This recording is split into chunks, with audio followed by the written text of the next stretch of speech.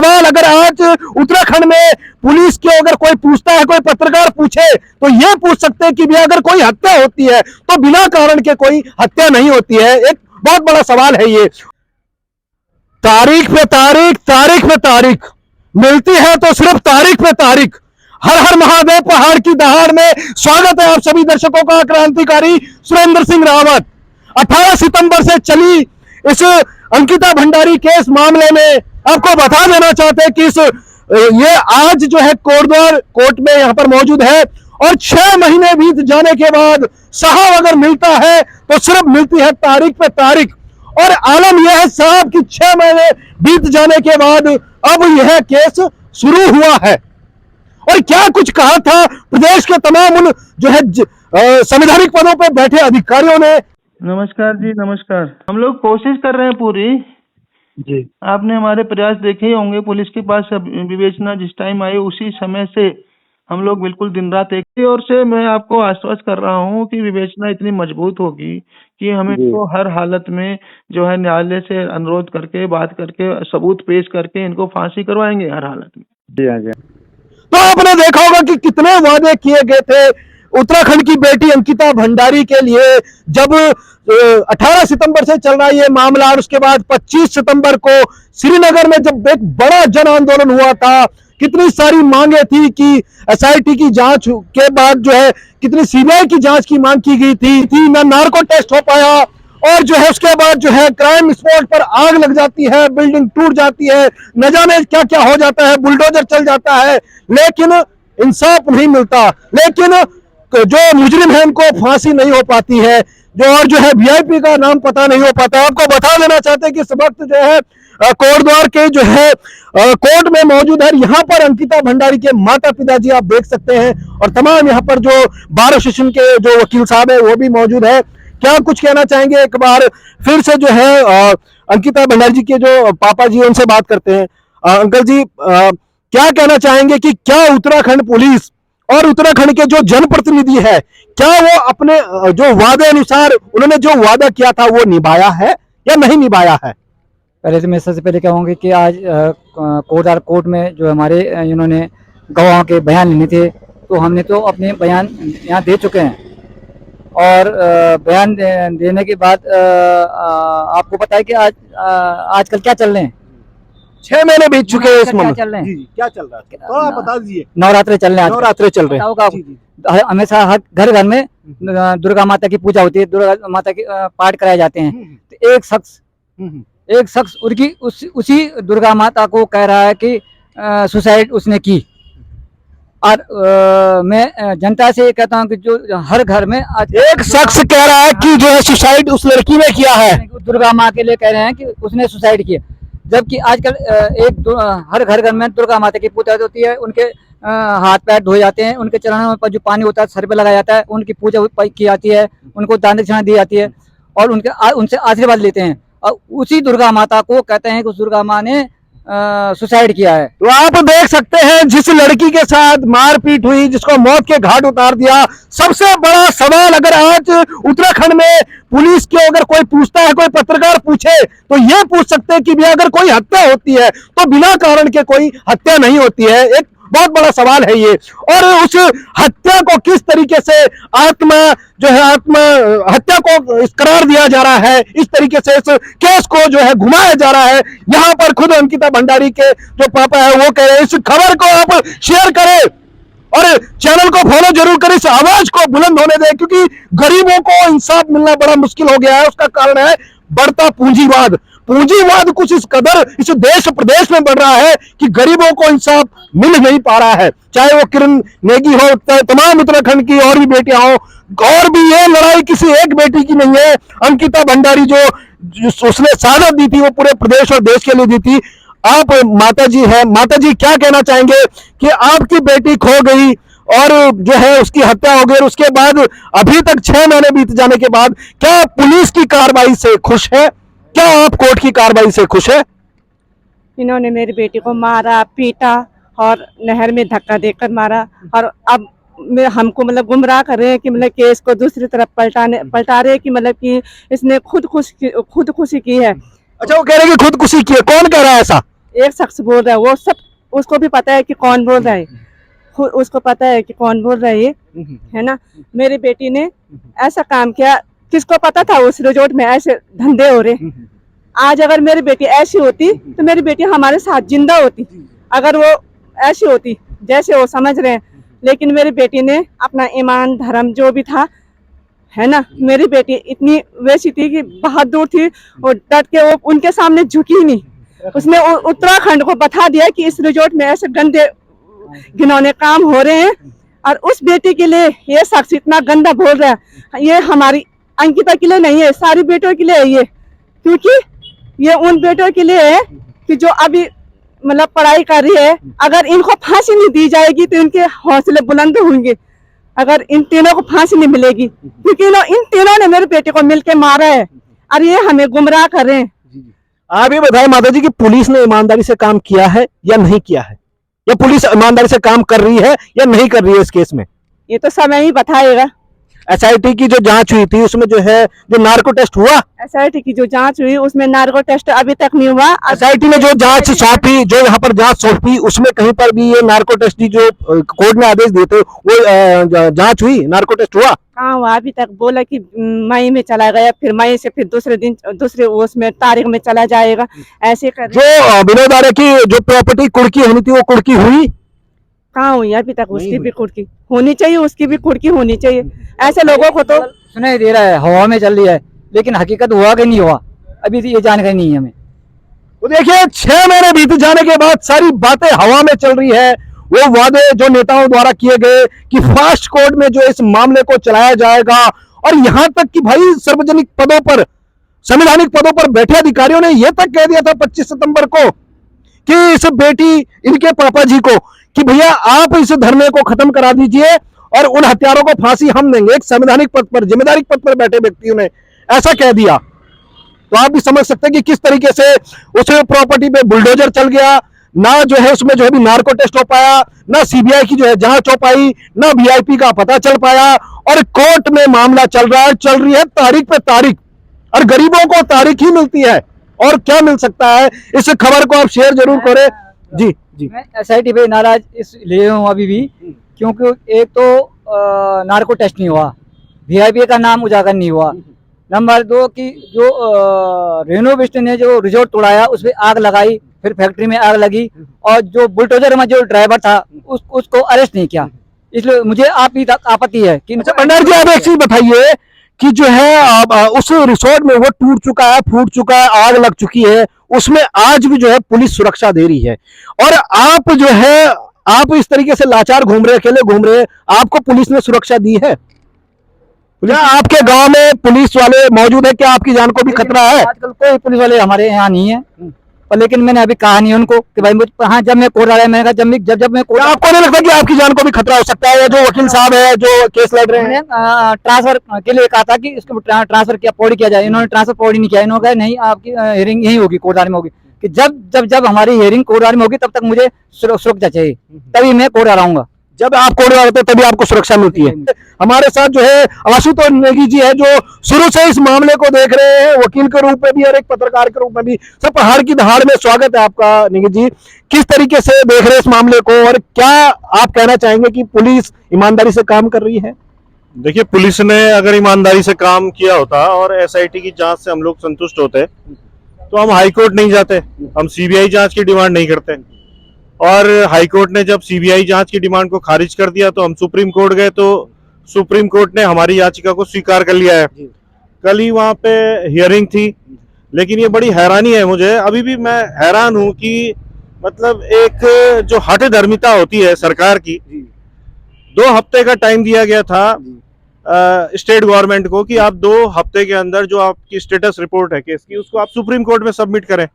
कल ही हियरिंग थी। इनके जो एडवोकेट हैं वहां पर दलील देते हैं कि साहब जो चार्जशीट थी वो हिंदी में थी और बहुत लंबी थी, अभी हम ट्रांसलेट नहीं कर पाए। तो भाई आप तनख्वाह किस बात की ले रहे हैं? जी, सरकारी वकील दे रही है बात। स्टेट से सुप्रीम कोर्ट का एडवोकेट जो भी रहे होंगे उनका सम्मान है, लेकिन मुझे बड़ी हैरानी है कि आप इस तरह की दलील दे रहे हैं।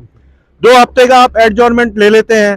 और यहाँ पे भी जो वकील पैरवी कर रहे थे, उनका नाम मैं नहीं लेना चाहूंगा, उनके बारे में अंकिता की माँ बहुत कुछ कह चुकी है, और उनसे मैं निवेदन करता हूं कि एक पहाड़ी होने का फर्ज भी अदा करें। अननेसेसरी आर्ग्यूमेंट जो आप कोर्ट में कर रहे थे वो मैं पीछे से सुन रहा था। मैं भी एक एडवोकेट है, काला कोट पहन के मैं भी यहाँ पर कोर्ट में, अगर मुझे लगा कि आप इस तरह से करोगे तो हो सकता है कि नेक्स्ट हियरिंग में मैं अपना वकालतनामा यहाँ पे दाखिल करूं और फिर मैं जवाब दूं आपको। आप ये मत समझिए कि यहाँ पे और काबिल लोग नहीं है आपसे ज्यादा। हम अगर पत्रकारिता में है तो हम वकील के रूप में भी यहाँ पैरवी कर सकते हैं, मेरे पास लाइसेंस है उसका। तो मेरा उनसे निवेदन है कि केस को भटकाएं ना, ईमानदारी से पैरवी करवाएं। एक एप्लीकेशन उन्होंने लगा दी कि आज इनके बयान नहीं होंगे। अरे रोज रोज आप डोप रिकॉर्ड से कैसे आ जाएंगे बेचारे यहाँ? क्या कारण है कि शर्म नहीं आती है क्या? जी नेगी जी, कि आप दलील देते हैं। मैं जज साहब का शुक्रिया अदा करता हूं कि एप्लीकेशन खारिज की गई। फिर इनके जो डिफेंस के काउंसिल हैं उनकी एप्लीकेशन खारिज की गई। इनको क्यों लाएंगे बार बार? क्यों, मतलब दुखी लोगों को बार बार दुख देने के लिए क्यों बुलाया जाएगा यहाँ पे, जबकि इनका एविडेंस ऐसा भी कुछ नहीं है। जो की एविडेंस है वो तो पुष्पदीप का है, अभिनव का है, उसका एविडेंस करवाइए, मजबूती से एविडेंस करवाइए, बात खत्म कर। लोगों की गवाही कराइए जो उस होटल में मौजूद थे। और मैं उन अधिवक्ता साहब से कहूंगा, बहुत जोर जोर से मैं कह रहा हूं कि आप अपने को पहले एक पहाड़ी के रूप में भी देखिए। ऐसा ना हो कि कोटद्वार में कल जो है बाहर निकलना मुश्किल हो जाए आपका, और फिर हमें जिम्मेदार ठहराएं आप। फिर आप बोले कि अंकिता की मां ने ऐसा बोला, अंकिता के पिताजी ने ऐसा बोला, आशुतोष नेगी ने ऐसा बोला। आप अपनी जो कार्यशैली है उसमें सुधार लाएं, अननेसेसरी कोर्ट का टाइम वेस्ट ना करें, ये मेरा उनसे निवेदन है।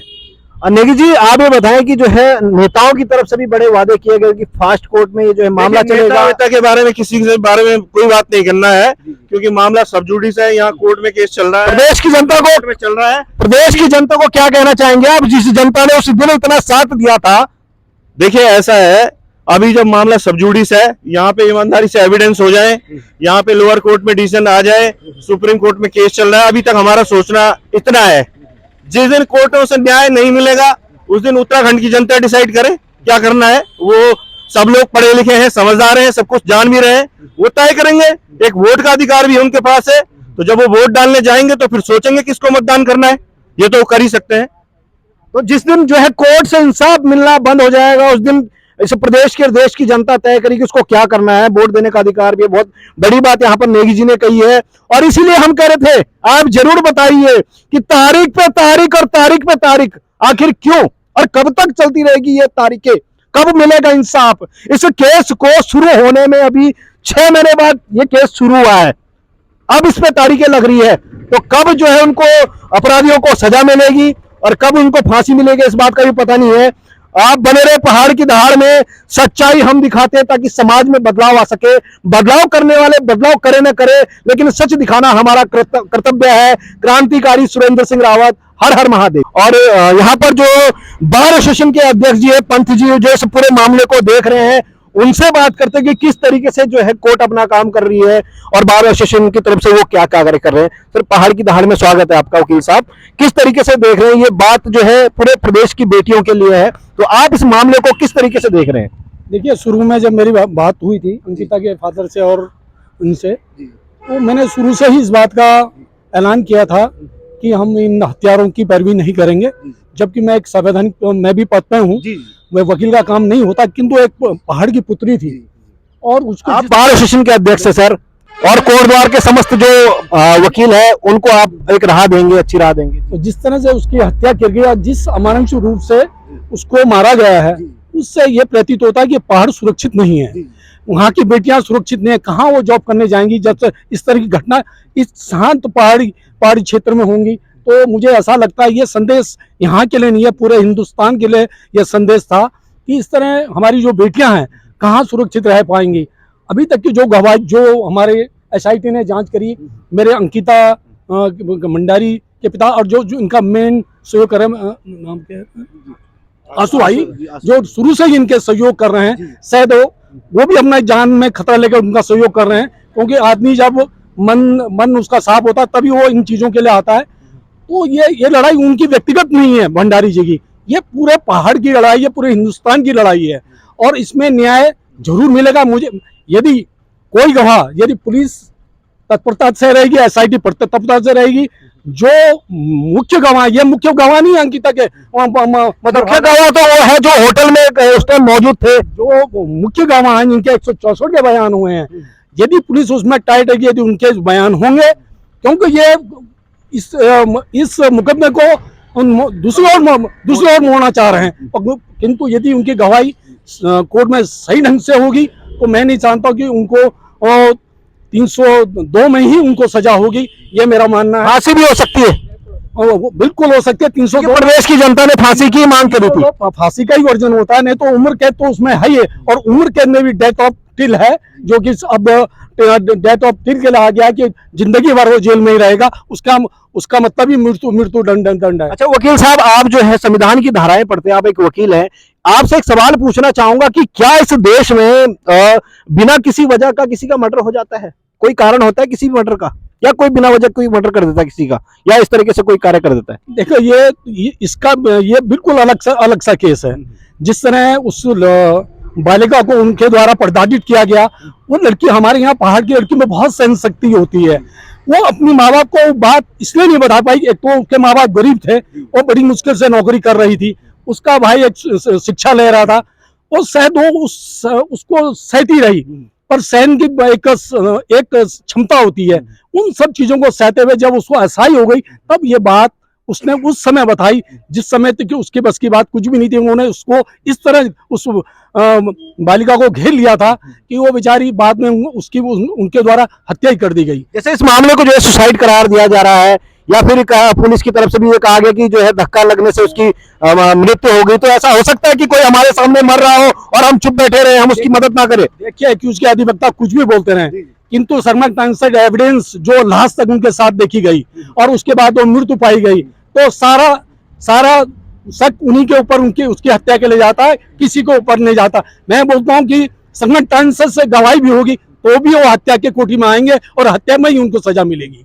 आप वकील साहब ये बताएं, जिस तरीके से आप इस देश में प्रदेश में ऐसे मामले देख रहे होंगे, लगातार जो रेप बढ़ते जा रहे हैं, घटनाएं बढ़ती जा रही है, आपको नहीं लगता कि सऊदी अरब जैसा कानून भी हमारे संविधान में लागू होना चाहिए, भारतीय संविधान में, कि गले जो है रेप के बदले जो है गला काट दिया जाए, या कुछ तरीके से जो कानून? देखिए, हमारे यहाँ पर प्रजातंत्र है, प्रजातंत्र लोकतंत्र में यही नहीं है कि सभी घटनाएं सच्ची हों, कुछ घटनाएं झूठी भी होती हैं। तो ये देखो, ये कोर्ट का काम है, उसके एविडेंस के आधार पर, और सारा जो मुकदमा होता है एविडेंस पे आधारित होता है।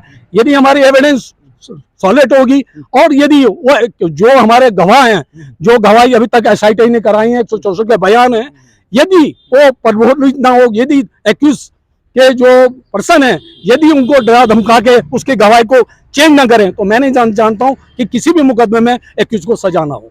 तो अपराधी को जो है सीख कैसे मिलेगी? हम ये बात इसलिए कह रहे थे कि अपराधी एक सीख मिलना जरूरी है। मैंने ये कहा कि कानून की उपधारणा है, यदि कानून ये बोलता है कि सर्कमस्टेंशियल एविडेंस जो हमारे यहाँ, जब मैं बोलता हूँ गवाह हॉस्टाइल भी हो जाए, और सर्कमस्टेंशियल एविडेंस में भी कोर्ट सजा देती है कि लाश उसके साथ किसको देखा गया, लाश जो एविडेंस है उन्हीं के साथ है, रिसोर्स में किसके साथ गई, उन्हीं के साथ गई, और फिर बाद में उन्हीं के द्वारा उस टाइम वो मृत्यु पाया गया। दूसरे सबसे बड़ा नुकसान यह है, यदि उसकी हत्या नहीं हुई होती तो उन्होंने गुमशुदगी रिपोर्ट क्यों लिखाई उसको? ये कहते हैं कि पुलिस को गुमराह किया गया। जी, तो इस तरह उन्होंने पुलिस को गुमराह करने के लिए इस मुकदमे को दूसरी ओर मोड़ने के लिए इस तरह की उन्होंने चाल चली, किंतु वो अपने चाल में कामयाब नहीं हो पाए। वो पुलिस ने जो कार्य किया है वो अपनी क्षमता के अनुसार किया है। हम SIT के ऊपर भी नहीं, परंतु SIT को जिस मेहनत से, जिस कार्यशैली से काम करना था, उस कार्यशैली से शायद उनके पिता संतुष्ट नहीं हुए, किंतु इस समय SIT ने वैसा काम नहीं किया, आपका कहना? किंतु इस समय SIT जो गवाही करवा रही है, इस समय वो अपना पूरा रोल निभा रही है, और शायद वो 164 के बयान में भी अपना यही रोल निभाए। या नार्को टेस्ट नहीं हो पाया था? नार्को टेस्ट तो होगा। देखो, नार्को टेस्ट में तो बहुत रूलिंग है, नार्को टेस्ट पढ़ा जाएगा नहीं पढ़ा जाएगा, ये कोर्ट की एविडेंस के आधार पर आधारित है, कोर्ट कितना नार्को टेस्ट को कितना मानता है, कितना नहीं मानता। चलिए, सऊदी में तो ऐसा कानून है कि जब कोई रेप होता है तो उसको जो है गला काट दिया जाता है, पत्थरों से मारा जाता है, और आप अपनी प्रतिक्रिया जरूर दें कि हमारे देश में भी ऐसा कुछ कानून होना चाहिए कि ताकि सजा ना, ऐसे अपराधी और जो है अपराध ना कर सके। आप बने रहे पहाड़ की दहाड़ में, सच्चाई हम दिखाते हैं ताकि समाज में बदलाव आ सके। बदलाव करने वाले बदलाव करे न करे, लेकिन सच दिखाना हमारा कर्तव्य है। क्रांतिकारी सुरेंद्र सिंह रावत। हर हर महादेव।